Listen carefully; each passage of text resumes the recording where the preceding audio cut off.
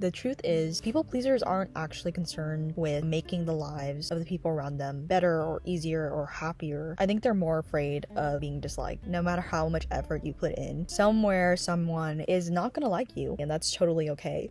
So today is January 1st. You can't even see my phone screen. I don't know why I tried to show you that, but today is January 1st, 2025. For the past few years, at the start of every January, I like to sit down and write a little journal entry, kind of reflecting on the past year and then also setting my intentions for the new year. But this year, since I finally started my YouTube channel, I thought it would be fun to do a video journal entry so that way I can revisit this video next January and see how different I am and how much progress I've made, assuming that I've made any progress. 2024 was a really big year for me. It was a big year of change and a lot of personal growth. 2024 was the year that I met a lot of amazing new people. I formed a lot of really great friendships, and I'm very grateful for the people that I do have in my life. I also completed my dream internship this year at Sony. In case some of you guys didn't come from my day in the life series on TikTok, I interned at Sony for I think 7 months, and it truly changed my life because it made me realize that I was capable of achieving things that I could have only dreamt of. It was just such an amazing experience, and I got to meet so many cool people and work on so many projects that I am and will forever be very proud of. I graduated in May. I'm a first generation low-income student, so I was the first in my family to graduate, and I was also the class of 2020, so it was kind of a full circle moment for me. I think to some people, like, graduation isn't really that big of a deal, or maybe like walking across the stage isn't that big of a deal, but for me it was, because my parents didn't get to see me walk for my high school graduation, and now I'm the first person in my immediate family to have a bachelor's degree. So it's kind of a culmination of everything that I had worked for, not only for myself but also for my family, especially my parents, who I owe literally everything to them. I'm gonna get emotional, oh my god. And then a few months after graduating and finishing up my internship, I got my first big girl job working in marketing. Is it my dream job? No, I got rejected from my dream job. Maybe you saw the TikTok, but it's a step to where I want to be in life. The people there are super nice, and I've had a really positive experience so far. I lost a lot of friendships this year too. Some of them kind of blew up in my face, and some of them just because of distance and different values, I guess, we grew apart. So it's just been overall a very tumultuous and kind of hectic year for me. I recently have been trying to focus on all the good that came out of this year, because I think I tend to get into this habit, and I think a lot of us are guilty of doing this too, of hyper fixating on every single little thing that went wrong and then classifying the entire year as a terrible year, when in reality I don't think that 2024 was as bad as I felt like it was. I think just so much happened in the latter half of the year, mentally, emotionally, for me, that's all that I could really remember. I wanted the focus of this video to be on the main lesson that I took away from 2024, and that was learning to accept myself as I am. I feel like I spent so many years just not really liking myself and beating myself up for things that I can't even really control. Growing up, I definitely struggled a lot with my self-identity and feeling like people didn't really like me. I think this past year, a lot of those insecurities resurfaced for a lot of reasons, mostly because I'm entering, my early 20s and I graduated, so there's just been a lot of adjustment and change in my life that I've had to sort of deal with, and it's definitely made me realize that I don't really have a strong sense of self-identity. The other day I was having this like random conversation with my mom. She looked me straight in the eye and said, "You're thinking about yourself too much," and that kind of struck a nerve. It made me really defensive at first, because it sort of goes against everything that I believe myself to be. I've always considered myself to be a people pleaser in a way that makes me selfless, and I think a lot of people think that way too. The truth is, the term people pleaser is sort of misleading, because people pleasers aren't actually concerned with making the lives of the people around them better or easier or happier. I think they're more afraid of being disliked. When I made that realization, that's kind of when everything clicked, because for as long as I can possibly remember, I've always had this really insane desire to be liked by every single person that I know and meet, which is quite literally impossible. You're bound to find someone who might not match with your personality, and that's totally okay. But to me, it always felt like personal, and I think it had a lot to do with just insecurity, because a major insecurity of mine has always been that I'm either too much for some people or not enough for other people. Sort of becomes this like constant balancing act where I'm always left questioning, am I funny enough? Am I smart enough? Am I pretty enough? Did I say the right thing? Did that make them feel offended? How can I make this conversation more interesting? How can I make this person like me more? And the harsh truth that I had to face is that no matter how hard I try, no matter how much effort you put in, somewhere someone is not gonna like you. Maybe I said something they didn't like, maybe I set a boundary that they don't agree with, or maybe I just didn't meet a version that they had in their head that they wanted me to be. I think something that I kind of had to come to terms with is this idea that you cannot control how other people see you. People could make up all these perceptions of you in their head. It's not up to you to try and fix those perceptions, because people view the world through their own lens. Their perceptions are largely shaped by their own beliefs, opinions, insecurities, life experiences. People's reactions to things say more about them than they do about me. People can have perceptions of who I am, but just because they have those perceptions doesn't necessarily mean that they're true or that they're accurate, and that doesn't mean that that's the kind of person I have to be moving forward. I started being very intentional with my own self-growth and prioritizing my mental health, specifically by asking myself questions. First one being, am I living in a way that is actually authentic to myself? Do I feel like my life and who I am as a person is being fully represented in the way that I'm interacting with people? And at this point, I don't think I can say yes to that. I feel like I have a lot of growth left to do that I hopefully can achieve in 2025 to become more confident in expressing myself the way that I want to express myself. And that's something as simple as the way that I dress, the way that I do my makeup, maybe the way that I talk to other people, the hobbies that I pick up. The second question being, am I proud of the way that I handle conflict and my relationship? Am I someone that I'd want to be friends with? I feel like, at least I hope, that I'm in a much better place now than I was maybe a year ago. I think I'm a lot more content with who I am, and I think that my friendships and the people that I have now are a reflection of that. We tend to get really wrapped up in social media's idea of what friendship entails, that we put all these expectations on people that aren't really necessary. And so something that I had to learn over the course of the past year was what I want my friendships to look like. And I feel like every single person that I have now in my life, although I can count them on literally one hand, are people that I trust and appreciate so much. So yeah, 2024 taught me to stop bending over backwards for people who don't deserve it, to stop altering my personality and withholding like who I am as a person to fit someone else's expectations of me. It taught me to embrace the discomfort of being disliked, of being seen as cringe or being seen as trying too hard. And it taught me to just be myself, because that's something that I've struggled with for a very, very long time. And I feel like I'm finally in a place and like mindset to actually start prioritizing myself and the version of myself that I want to be. Hopefully this makes sense. I feel like I was rambling for a really long time. Let me know if you guys want me to do more of these like video journal entries. I kind of want to make this a series where each one I talk about a different topic. They'll just be casual and chill, kind of like a podcast, but I don't think that I am well researched enough or someone that is articulate enough for a podcast. Maybe we might just stick to these like short little video journal entries. But bye guys, love you.